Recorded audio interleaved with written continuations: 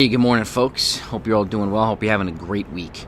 I want to share one thing that I've learned one of the things that I've learned in coaching over the last 2 decades, which it's not a flashy detail, but it's been one of the most important and impactful things that have helped the people that I've worked with, whether it be middle distance runners up to the marathon. And I want to share it with you. And by the way, if you're a runner or coach and you want a lot of interesting and impactful content, and you want to look at some fully detailed training plans and everything from, again, sprint races all the way up to the marathon, this is the channel for you. So do not leave without subscribing. I've got 200 plus videos of stuff, and I highly encourage you to take a look at them.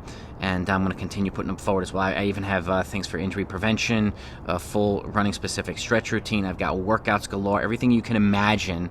I've put up on this channel. I'm going to continue doing so. So please hit that subscribe button. It's not only helpful to the channel's growth, but it helps to expand it to a broader audience. And that's exactly what I want to do with this. I want to take what I've learned over the last 2+ decades and share it with as many people in the running community as possible. So I thank you for that. And hit that bell icon too so you don't miss new stuff. So with that, the one thing I want to share today is always run the day before and the day after a hard workout or a race. Always do that. Okay? Running the day before helps to keep your legs in rhythm. If there's going to be a time where you take a day off, let it be 2 days before a race. So if you race on Saturday, let your day off be Thursday. Okay?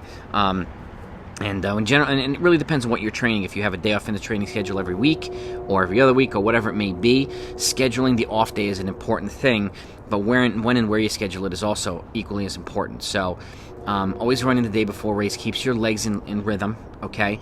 And then running the day after helps to flush out any junk or lactate you have in the legs. Not necessarily lactic acid or lactate, especially if you run a big personal best. You're going to feel a little bit different because you've taken your body where it's never been before.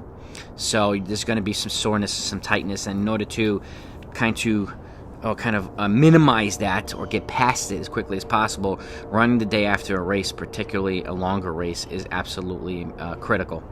And especially like a half marathon, unless it's a marathon where you're ending your season, okay, taking off after that is totally fine. But I definitely encourage you to run the day after and before a race or a hard workout to help speed up your recovery towards the next workout or race or whatever it is. And something to keep in mind too is just complementing off that is, let's say you're training for a marathon and you run a half marathon, let's say 5 weeks out or something like that, and you run it really well. When you do the next workout is important too. So the longer your race is, the more recovery days you should have. So if you run a 5K on a Saturday, you can essentially do your next workout on a Tuesday. If you're doing a 10K on Saturday, you can essentially do a next workout on Wednesday. I would encourage you to do with some moderation, a moderate type workout, especially if you're running, and these are conditionally if you run big PBs. So a moderate workout after a big PB is very, very helpful.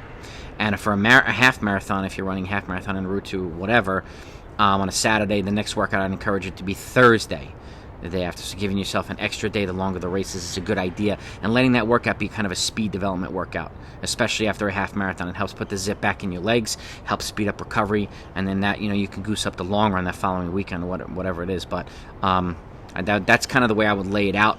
But the most important point, if you're going to take anything from this, is always run the day before and the day after a hard workout or a race. I hope this is helpful. I'll talk to you next time.